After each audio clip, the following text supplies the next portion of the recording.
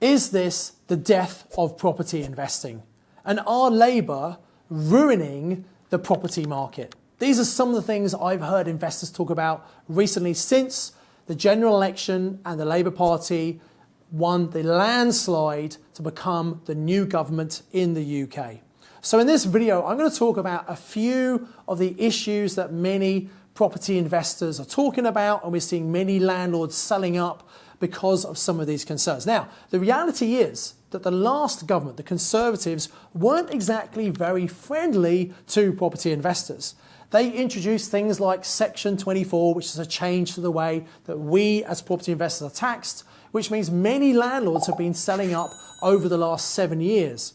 However, a lot of landlords are concerned about the new Labour government and some of the things they might bring into practice. Now, I saw an interview recently, which was actually from last year, where Rachel Reeves, who's the new Chancellor, was saying that Keir Starmer, the leader of the Labour Party, the Prime Minister, was saying his ambition was for 70% of households to own their own home. Now, actually, that sounds like a very conservative policy, really. And I would say that the Conservatives, the Tories, have not exactly been supporting landlords in the past. But this idea of maybe getting 70% of people owning their own home, which, by the way, we are miles away from that at the moment.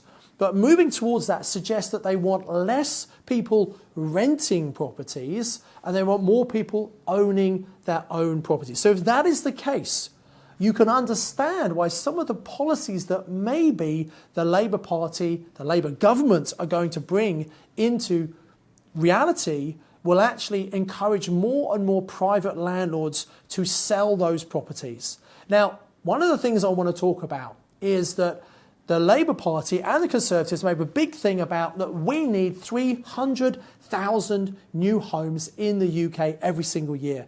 And for the last 10 years or so, we've been building less than 200,000.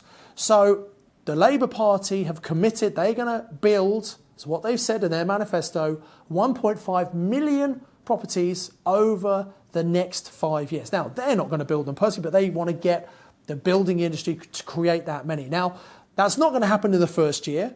It's not going to probably happen in the second year.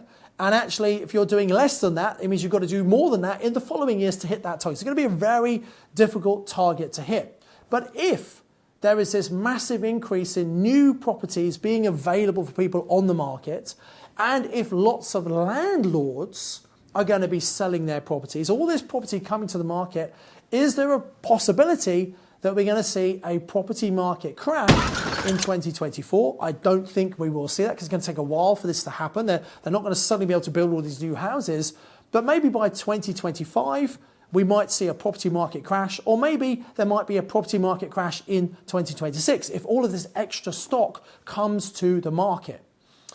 Now, there are a couple of things we need to understand here.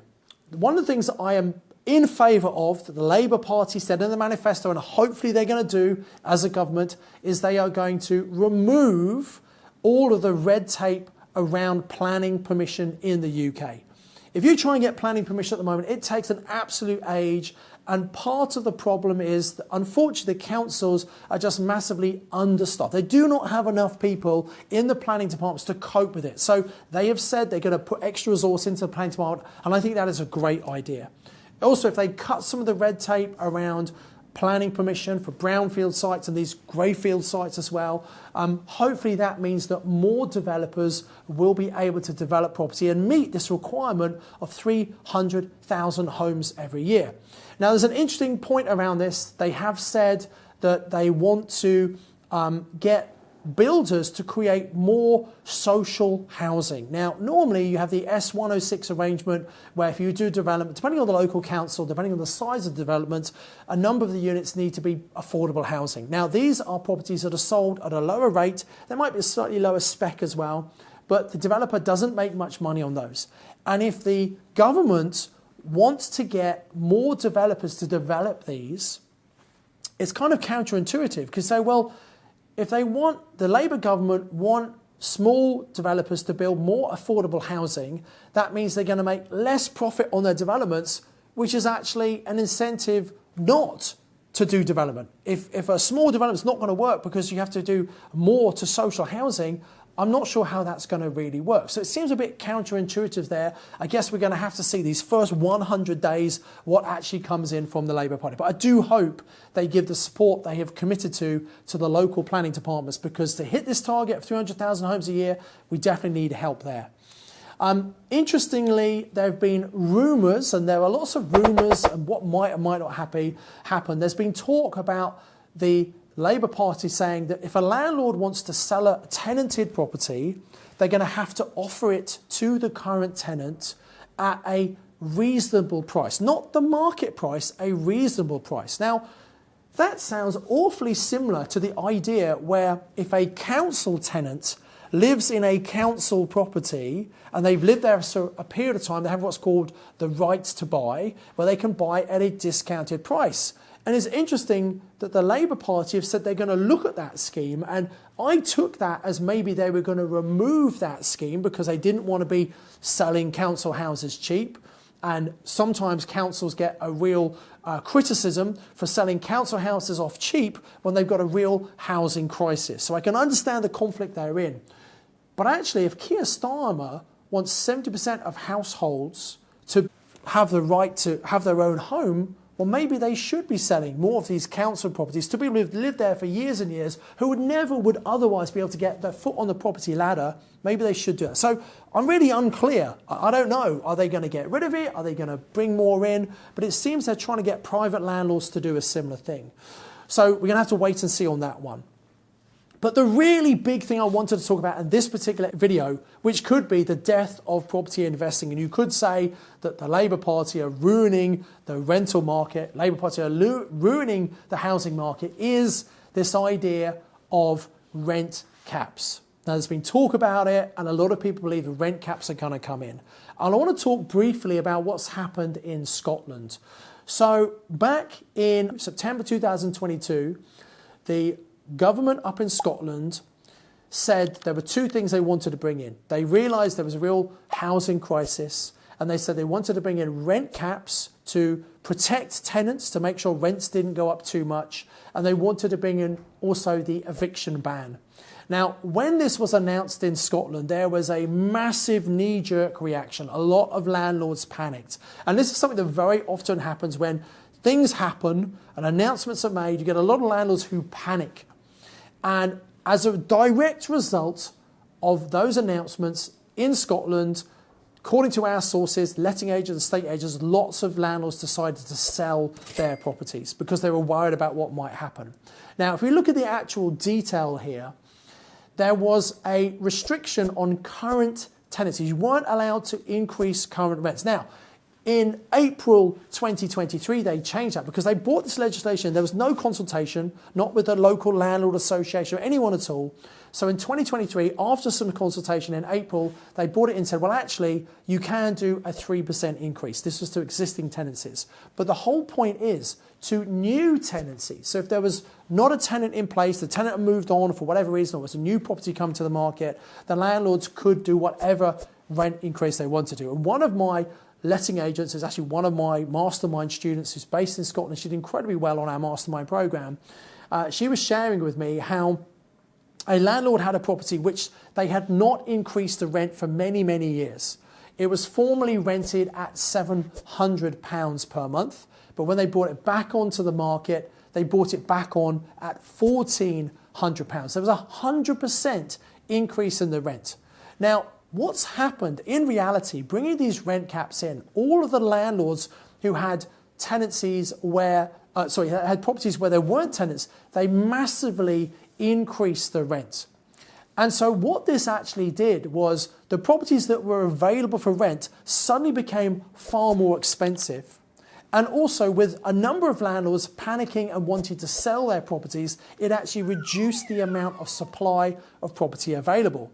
So the intention of the Scottish government maybe was well intended to try and protect tenants and keep rents low. The actual effect was the reverse effect. Tenants' rent went up massively, and the losers from this are actually the tenants. My concern is that the policymakers in the Labour Party and also in Whitehall who decide that rent caps are a really good idea and want to bring them in, actually, I think it's the tenants that are going to suffer as a result of this. And I think that's a real shame, because one of the other things that the Labour Party talked about is they want to bring back the requirements for properties to be a certain minimum EPC by 2030. And I think it's good. We should have good quality accommodation. And very often where you get these kind of tenants groups who bash landlords, they're talking about the bad landlords. And there are some bad landlords who unfortunately don't look after the properties. They don't look after the tenants. They don't provide good accommodation. And the minority of landlords get a bad name for the rest of us who are trying to provide decent accommodation at a decent price for our tenants. But the point is, if there weren't the private rental sector providing this accommodation, there would be an even worse housing crisis. And I'm sure there will be a knee-jerk reaction if rent caps come into England. I'm sure there'll be lots of landlords who decide to sell up those properties. There'll be less supply. And yes, maybe that means there'll be more properties coming onto the market available for first-time buyers to buy. But very often the properties that landlords have, they might be bigger HMOs, they might be smaller flats. They're not the kind of properties that first-time buyers typically want to buy anyway. So I just think, and my message to the policymakers would be, please think very carefully, because you might have good intentions, but ultimately it might have exactly the opposite effect you're looking for. So look, I hope this YouTube video has stimulated your thinking. My view is, I think it's going to be difficult for landlords. I think some difficult things are going to come out. The tenants might say, serve the landlords right. But tenants, be careful. You've got to be careful what you wish for. There might be less landlords offering accommodation, which means supply and demand, actually rents are just going to go up.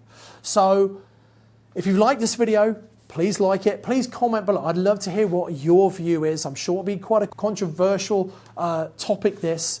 But please come and post below. Do you think it's the death of property investing? Is that a good thing or not? If you like the video, make sure you subscribe to the YouTube channel and hit the bell icon, so whenever we bring out these topical videos, you're one of the first to be notified and you can find out what's happening in the property market. Now, I've just shared my personal opinion. It's just my view. At the Property Investors Network, which is the largest network of investors around the UK, they have a monthly meeting at 50+ locations. But in August and December, instead of having monthly local meetings, we have a big national virtual online meeting. And this August, we are having an expert panel who are going to debate this. So I'm going to be on the panel. We've also got Ben Beadle, who is the chairman of the National Residential Landlord Association, representing landlords. We're also going to have one of the directors, regional directors of the Federation of Builders, talking about, are builders really going to be able to create all of this extra accommodation? And we're also going to have Debbie Solomon, who was a party political candidate for the Conservative Party in the last election. She didn't win the seat. In fact, the seat in her area was one of the seats that went to the Reform Party. And I think a lot of people who might have traditionally voted for the Conservative Party probably voted for Reform, or they probably voted for Liberal Democrats. And Reform gained a few seats, Liberal Democrats gained many, many seats, but obviously Conservative Party lost a huge number of seats to not only Labour, but also to Liberal Democrats and to Reform, because I think a lot of protest votes. And really, you know, my view is maybe, in fact, I'm going to save my view. I'm going to save my view for this national PIN meeting. And there's a link below. Come and find out all about it. If you've been to PIN meetings before, you know the high value you get from them. If you've never been to a PIN meeting before, this would be the PIN meter to come and check it out for yourself, see what you've been missing out on. In fact, you click on the link below and use the voucher code that's listed below, which is YouTube, you actually come along to that very first national virtual PIN meeting, completely free as a guest, to work out for yourself if you think it's value or want to come back again. So use that voucher code and come along and hear the debate about what we think the impact is going to be on property investing and the housing market with this new Labour government. As ever, I encourage you to invest with knowledge, invest with skill. I look forward to seeing you online, the National Virtual PIN Meeting on the 7th of August.